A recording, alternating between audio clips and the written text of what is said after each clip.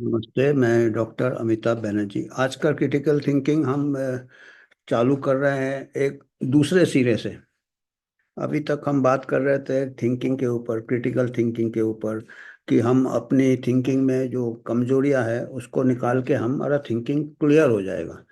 दूसरा सिरा अगर पकड़ेंगे तो वो बेवकूफ़ी या मूर्खता, जिसको अंग्रेजी में कहते हैं स्टुपिडिटी। तो अभी मैं 2 दिन पहले एक अंग्रेजी वीडियो देखा। उसमें जो वक्ता है उन्होंने बताया है स्टुपिडिटी क्या होता है। और उन्होंने 7 लेवल्स ऑफ स्टुपिडिटी बताया है। First level, second level, third level से 7वें लेवल तक बताया है। और जैसे जैसे लेवल बढ़ता है वो और गहरा होता जाता है स्टुपिडिटी, और वो बहुत खतरा बनता रहता है जनहित के लिए। तो हमने सोचा उस सिरे से देखते हैं कि thinking, positive thinking, critical thinking अच्छे से हम करें तो, पर हमको अगला जो है हमारे सामने, उसका लेवल क्या है ये भी देखना बहुत जरूरी है। और कभी कभी ये मास में फैल जाता है, जिसको मास स्टुपिडिटी कहते हैं। और ये हमने अभी देखा है। तो हम लिंक दे देंगे, वीडियो का सोर्स दे देंगे, जो अंग्रेजी में जो उनके 7 लेवल्स बताए हैं। हम उसी से अपने इसमें उसका टिप्पणी करेंगे कि हमारा प्रैक्टिकली हमने क्या देखा है और क्या देख रहे हैं। और तो ये स्टुपिडिटी के लेवल से हम चालू करते हैं। पहला लेवल उन्होंने बताया है पैसिव इग्नोरेंस। इग्नोरेंस मतलब हमको अज्ञानता है। और पैसिव है मतलब जैसे नए नए इंसान पैदा होता है, बच्चा पैदा होता है, उसको कुछ नहीं मालूम रहता है। धीरे धीरे उसको मालूम रहता है। बड़े भी हो जाते हैं हम तो हमको कुछ सब्जेक्ट के बारे में मालूम रहता है, कुछ विषय के बारे में हम बिल्कुल अज्ञान रहते हैं। तो उसमें हमारा मतलब वो इतना, उसमें पैसिव इग्नोरेंस मतलब हम बिगर हमको उसके बारे में ज्ञान ही नहीं है। तो उसमें हमारी गलती नहीं है। तो ये फर्स्ट लेवल ऑफ स्टुपिडिटी है। और इसको सुधारा जा सकता है जानकारी देके। अगर हम जानकारी वो हासिल कर सकता है तो उसका इग्नोरेंस दूर हो जाएगा। तो वो लेवल 1 को जल्दी इलाज कर सकते हैं उसका। जैसे आप कहते हैं ना, अर्ली, कोई बीमारी को पहले पकड़ लिया तो जल्दी इलाज हो जाएगा। कैंसर को भी कहते हैं अर्ली करने से जल्दी इलाज हो जाएगा। तो स्टुपिडिटी भी एक ऐसी बीमारी है कि जिसको स्टेज 1 में उसको सुधारा जा सकता है। तो इसको क्या है कि लर्निंग करेक्ट है, एडुकेशन दे के थोड़ा उसको। और अगर उसमें भी एक स्टेज 1 में और भी कुछ वो दिए हैं, क्राइटेरिया दिए हैं। स्टेज 1 स्टुपिडिटी में उसको ह्यूमिलिटी होता है। उसको मतलब घमंड नहीं होता है। उसको समझ होता है कि हमको नहीं मालूम है। तो जब जिसको ह्यूमिलिटी होता है, जिसको घमंड नहीं होता, वो सीखने के लिए तैयार है। उसको सिखाया जा सकता है। वो स्टेज 1 मतलब पैसिव, अपने आप वो कोई चीज उसके मालूम नहीं। अभी हम ही को इनकम टैक्स नहीं समझ में आता है, तो हम मानते हैं, हम प्रिटेंड नहीं करते कि हमको इनकम टैक्स मालूम है या फाइनेंस मालूम है। हमको कुछ समझ में नहीं आता। तो हम मानते हैं, और हम कोई सिखा दे तो हम सीख लेते हैं। हमको ह्यूमिलिटी है, हमको नम्रता है कि हमको नहीं मालूम है। तो स्टेज 1 का क्या लक्षण होते हैं कि वो बेचारे को मालूम नहीं है। नए बच्चे, और बड़े होने के बाद भी हर चीज में तो हम ज्ञानी नहीं होते हैं ना। तो ये नम्रता रहता है और कईयों को मालूम नहीं रहता है। और ये बर्ट्रैंड रसल ने भी कहा था कि मैन आर बॉर्न इग्नोरेंट। हम हमेशा इग्नोरेंट ही पैदा होते हैं, अज्ञात ही पैदा होते हैं। धीरे धीरे अच्छा शिक्षा मिलेगा, हमको नम्रता रहेगा। सोक्रेटिस ने खुद को कहा था कि जितना, मैं अपने बारे में कहा था, सोक्रेटिस ने इतना बड़ा थिंकर था, उसका ह्यूमिलिटी लेवल देखिए, नम्रता लेवल देखिए उसका। उसने कहा था कि जितना मैं कोशिश करता हूँ जानने का, हमको उतना पता चलता है कि कितना हमको नहीं मालूम है। तो इतना मतलब बड़ा ये रहता है, गहरा रहता है जो ज्ञान रहता है, जो सच्चाई रहता है। और आजकल के साइंटिस्ट तो मानने को ही तैयार नहीं है। आगे चलेंगे वो लेवल उनका भी आ जाएगा। तो ये पहला लेवल है। दूसरा लेवल है कि इल्यूजन ऑफ नॉलेज। ज्ञान नहीं रहता है, पर उनको एक भ्रम रहता है कि हमको ज्ञान है। वो लेवल 2 में आ गया। डिपेंड, रॉन्ग बिलीफ और गलत जो भ्रम रहता है, गलत जो उनका विचार रहता है, उसको वो डिफेंड करते हैं, उसको वो तर्क करते हैं कि नहीं हम सच्चे हैं, जबकि वो उनको गलत भ्रम है कि वो सच्चे हैं। और वो काफी सर्टेनिटी के साथ, और वो कहते हैं कि ignorance more frequently begets confidence. जो आदमी इग्नोरेंट होता है और ऑनेस्ट होता है, उसको अपने ऊपर आत्मविश्वास रहता है कि हमको मालूम नहीं है पर हम सीख लेंगे। पर जो जिसको कोई ज्ञान नहीं है पर वो ऐसा प्रिटेंड करता है, या उसको एक गलत फहमी होती है कि उसको ज्ञान है, जो कि गलत ज्ञान होगा, वो ज्यादा कॉन्फिडेंटली बात करता है, वो ज्यादा जोर से बात करता है, क्योंकि उसको एक भ्रम है, गलत फहमी है कि मेरे को मालूम है ये। और जो आदमी को सही में मालूम है, उसको हमेशा थोड़ा रहेगा कि यार हाँ, क्योंकि उसको मालूम है कि सच्चाई बहुत मुश्किल है, बहुत गहरा होता है जो चीज सच्चा लगता है, इसलिए उसको इतना आत्मविश्वास नहीं रहता है। जो सही का साइंटिस्ट होगा या सही का जो पर जो अपना कच्चा साइंटिस्ट होगा, उसको बहुत जल्दी ये आ जाता है कि बस ये थोड़ा कुछ नया सीखा भी हमको, तो बस और सीखने की जरूरत नहीं है। वो स्टेज टू स्टुपिडिटी है। पहले वाला स्टुपिडिटी तो हर कोई पैदा होता है, थोड़ा अज्ञान, फिर धीरे धीरे सीख। फिर दूसरा लेवल होता है कि उसको ज्ञान नहीं रहता पर उसको गलत फहमी है, वो स्टेज टू है, वो थोड़ा डेंजरस होने लगता है। और जो जितना कॉन्फिडेंटली बात करता है, वो लगता है कि बहुत जानकारी है, क्योंकि वो देखिए अंग्रेजी में बात करेगा, हिंदी में बात करेगा, सराटे से बात करेगा, टाई पहन के बात करेगा।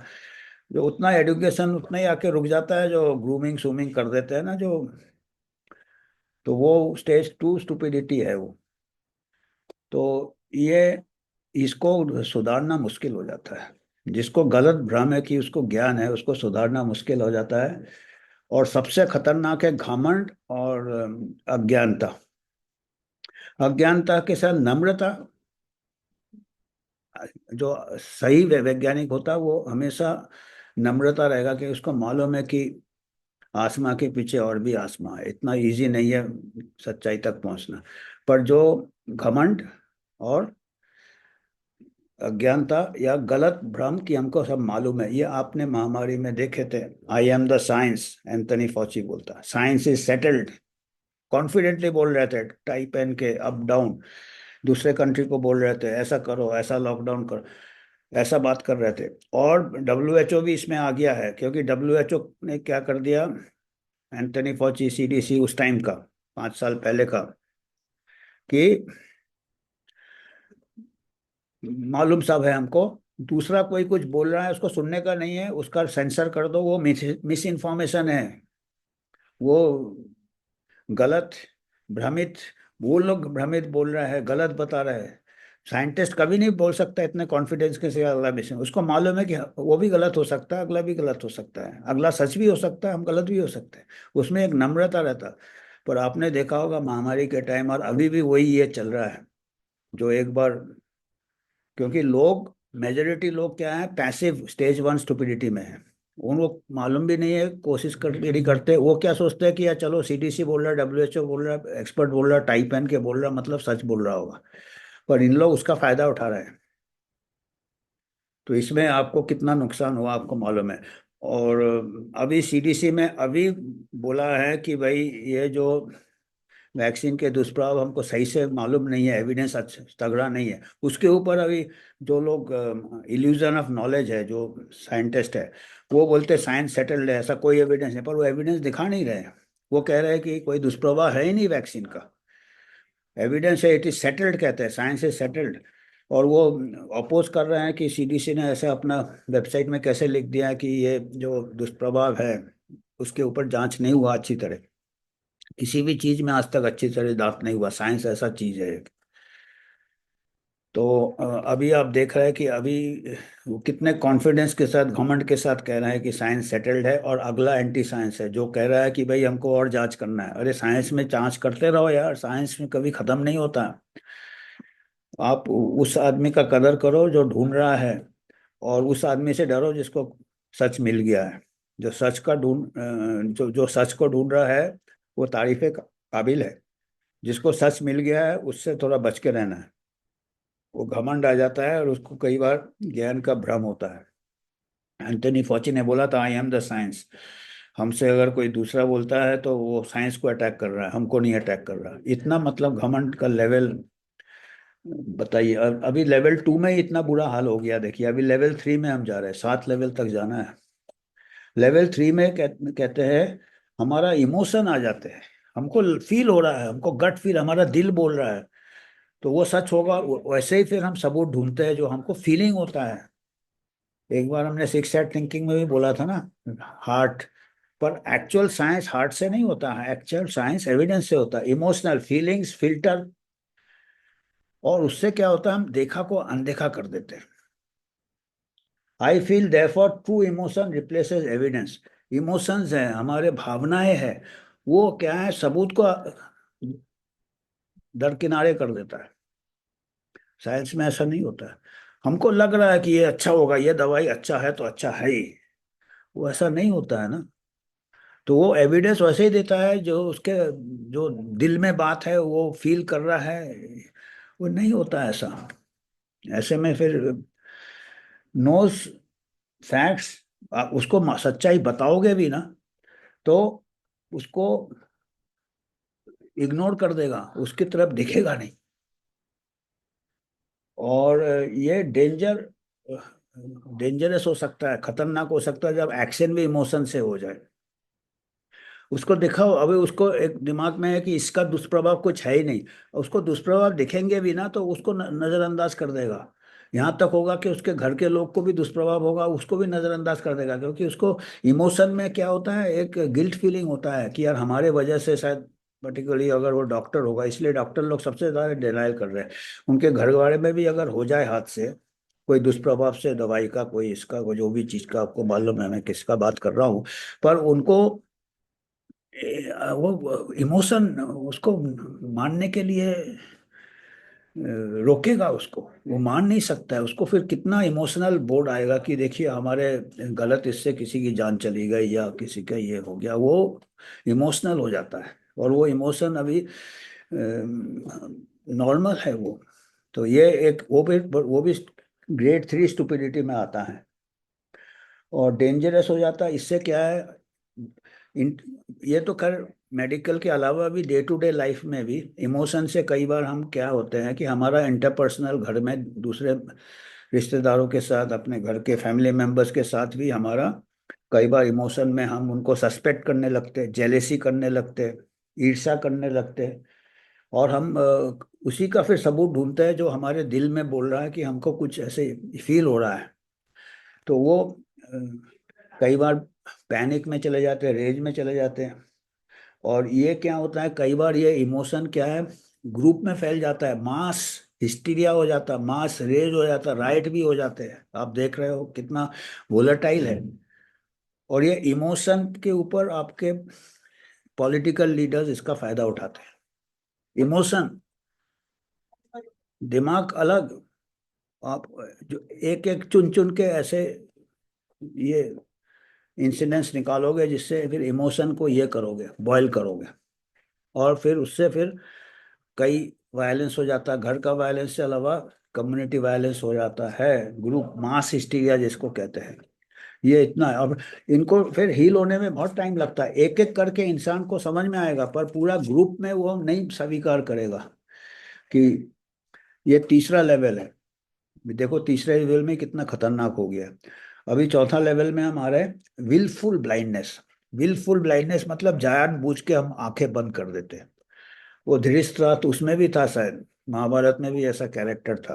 क्योंकि महाभारत सब पूरा कैप्चर करता है। हमारे टेक्स्ट कितने, हमारे जो पुराने जो ये थे महाभारत वगैरह, ये कितना कैप्चर किया है। ये सब चीजें अभी हम देख रहे हैं पर ये पहले था कि कई चीजें वो फिर धृतराष्ट्र अंधा ही हो जाता है एक प्रकार से। वो सिंबलिक बताया है कि वो कोई उसको मतलब नहीं है क्या हो रहा है, जानबूझ के अंधा हो जाना। I sees only facts that confirms. वही सबूत देखेंगे, वही फैक्ट्स देखेंगे जो कि उसको मंजूर है, और बाकी को लिए अंधा हो जाएगा। और ये एक किताब लिखा था, मार्गरेट हेफरमैन ने ये बुक लिखा था, जिसका टाइटल था विलफुल ब्लाइंडनेस।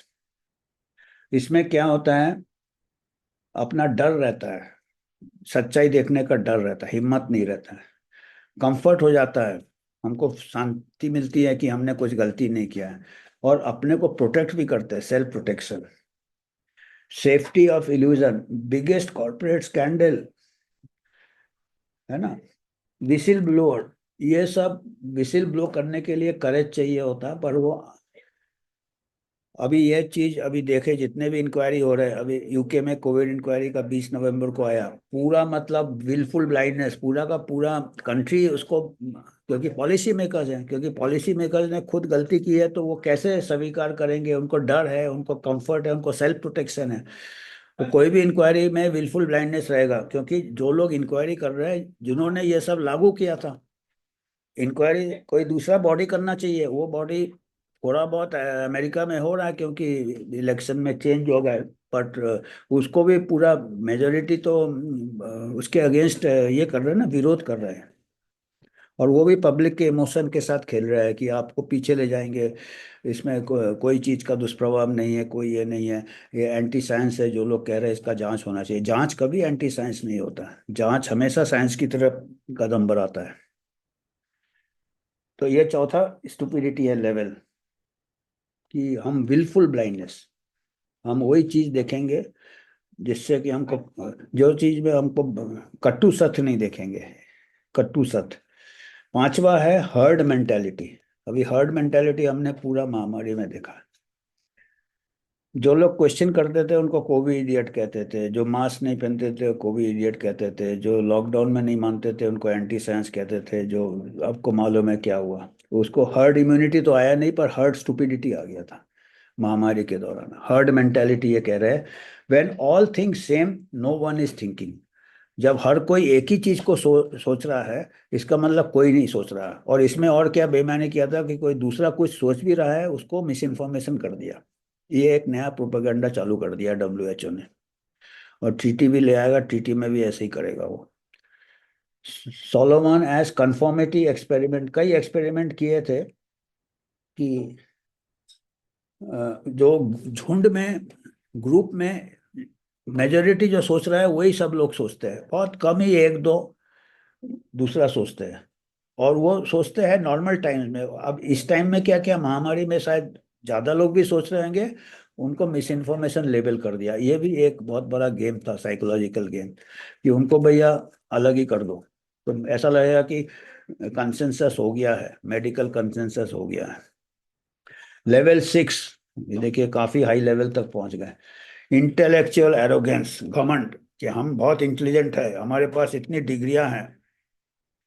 ऐसे लोग बहुत क्वालिफाइड होते हैं, बहुत सारे डिग्रियां रहेंगे, फॉरेन डिग्रियां, ये डिग्रियां, तो वो इंक्वायरी को दबा देते हैं। सेल्फ सेटिस्फैक्शन, और सही में सोचते हैं कि वो बहुत ज्ञानी है। Refusal to correct oneself, और ऐसे जिनको घमंड आ जाता है, इंटेलेक्चुअल घमंड, ज्ञान का घमंड आ जाता है, उनको अगर एविडेंस भी दिखाओगे तो वो देखेंगे नहीं, रिफ्यूज करेंगे, अपने आप को करेक्ट नहीं करेंगे। अब वही हो रहा है, पूरा गवर्नमेंट का, गवर्नमेंट ऐसा कर रहा है अभी तो। इंडिविजुअल तो छोड़ो, क्योंकि गवर्नमेंट में वही लोग हैं जिन्होंने ये सब किया था। कैसे बोलेंगे कि हम स्टूपिड है इतने बड़े। नीचे वाले लेवल के स्टुपिडिटी से अपर लेवल स्टुपिडिटी में पहुंच गया अभी ये, लेवल 6 में। एरिस्टोटल ने कहा था, belief knowledge has and point, enormous damage potential, critics dismissed. इससे बहुत डैमेज होता है, एरिस्टोटल ने कहा था। और जहाँ पे नॉलेज का आप बात कर रहे हो, बिलीफ का बात कर रहे हैं, उसका एंड पॉइंट होता है, साइंस का एंड पॉइंट नहीं होता। साइंस हमेशा ओपन रहेगा।